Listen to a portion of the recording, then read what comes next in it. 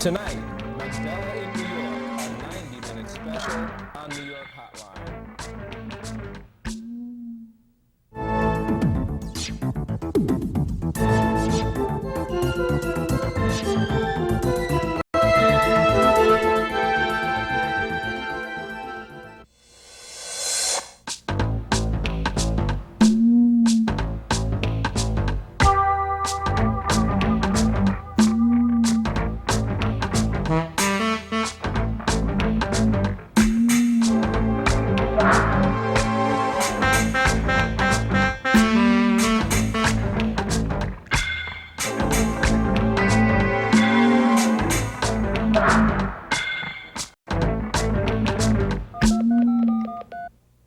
Welcome to New York Hotline. I'm Bob Herbert.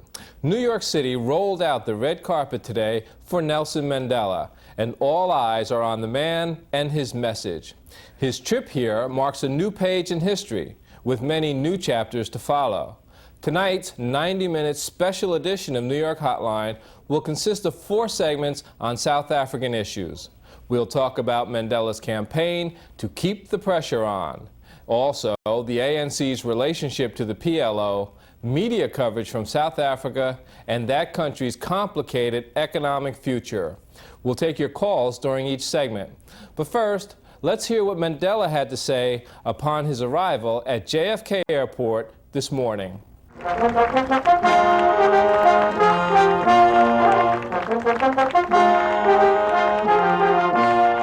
It is an honor and a source of tremendous joy and strength for my wife, our delegation, to be received with such a rousing welcome by the people of this city, to be welcomed by those who hold very key positions in the organs of government in this area, to be received by ambassadors and other distinguished guests, and equally important, to be received by the masses of the people who have throughout these years set the tempo for the support, the immense support, which we in our struggle against racial oppression have received from here, is indeed a source of strength and great hope. Our simple message in all these countries is that sanctions should be maintained.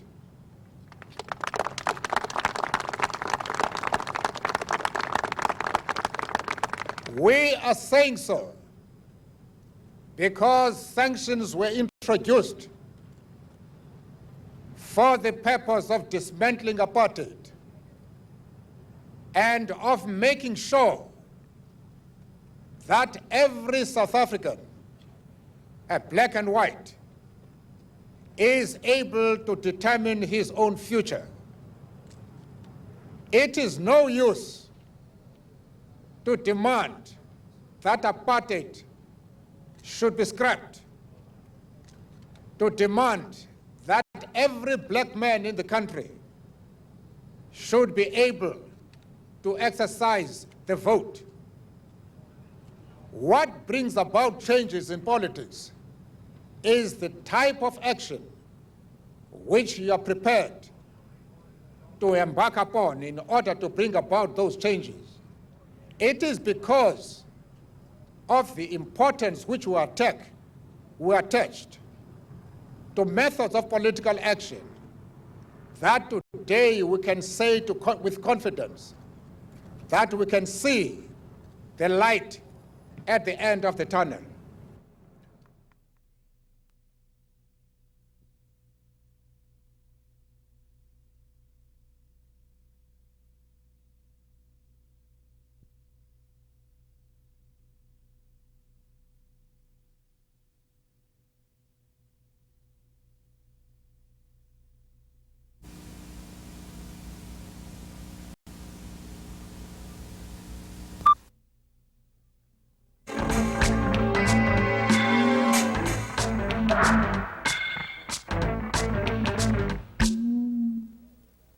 Today, Rabbi Avi Weiss and protesters gathered nearby while Mandela was being praised at City Hall.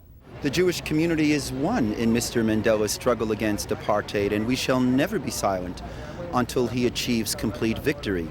But when you label Israel as a racist, apartheid, colonial, and neo-colonial state, when you embrace Arafat, from whose hands are dripping the blood of innocent men, women, and children, you bring shame to the anti-apartheid struggle. We are here not because we want to be here, but because we must be here. We will not be silent as long as one maligns the Jewish state, as Mr. Mandela has done. Next, a look at what the recent uproar is all about. Our report is from South Africa Now. When Nelson Mandela arrived in Lusaka, Zambia on February 27th, he was greeted by old comrades of the ANC and the presidents of all the frontline states. But the presence of Yasser Arafat of the PLO seemed to become the focus of media attention. Here is the picture Reuters News Service sent around the world. Here's what it looked like on the ground. Arafat, as you can see, is the one who grabbed Mandela, giving him his traditional bear hug greeting and kiss, a common salutation in the Arab world.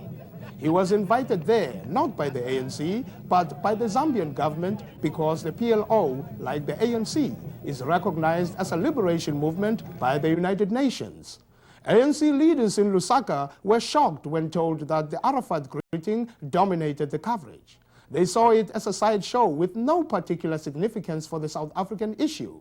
The clear implication was that somehow Mandela is in some way anti-Semitic, a notion that Arafat rejects himself. We are not against Jews. Who said it? We are against Zionism, colonialism, apartheid, racism, not against Jews. Judaism is a part of our tradition and heritage. Congressman Howard Wolpe, who was also in Lusaka, commented. Well, my understanding is that there were a number of heads of state that were run through in the meeting with Mr. Mandela, and I think it's a shame that the totality of that meeting was not focused upon. And instead just on Arafat? And, yeah, that the only focus was Arafat being there to greet Mr. Mandela. I think there was a lot more of a story to be told in that particular one.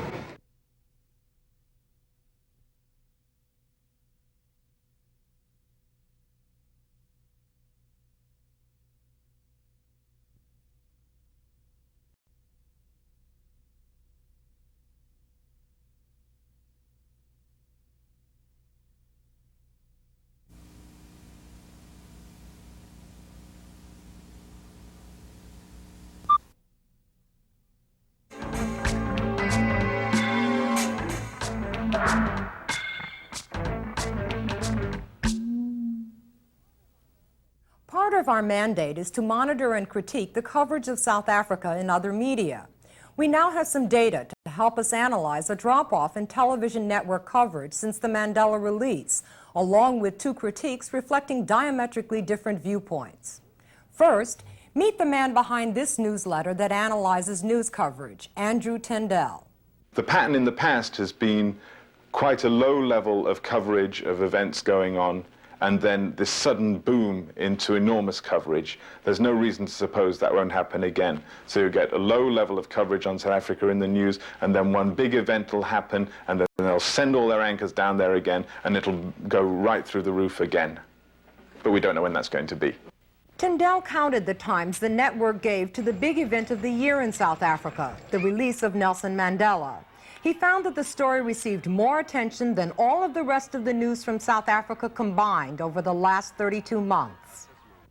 In the month of February, South Africa, the month that Mandela was released, South Africa got more coverage on the network news than it had done in the previous year or the year before that added together. So there was regular coverage of South Africa and then enormous coverage around Mandela's release.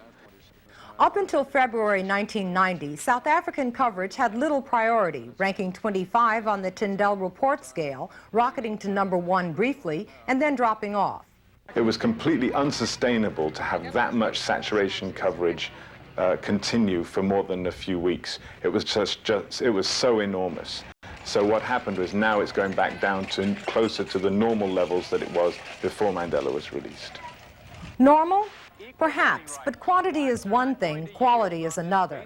On the right, this Washington newsletter, Media Watch, attacks the networks for spreading the Mandela myth, arguing that the ANC leader should have been called a communist, quoting an article he allegedly wrote in 1953. Why are the media selling a revolutionary as a moderate, it asks? This newsletter answers that question another way. This is Lies of Our Times, a radical media critique that charges that television coverage did red bait Mandela, calling him out of step with the times because he favors nationalization of some industries. They cite this story in the New York Times. Some find Mandela's vision limited, which mentions so-called disappointed blacks but names none. Left-wing and right-wing critics agree that media coverage is flawed. What they disagree on is why.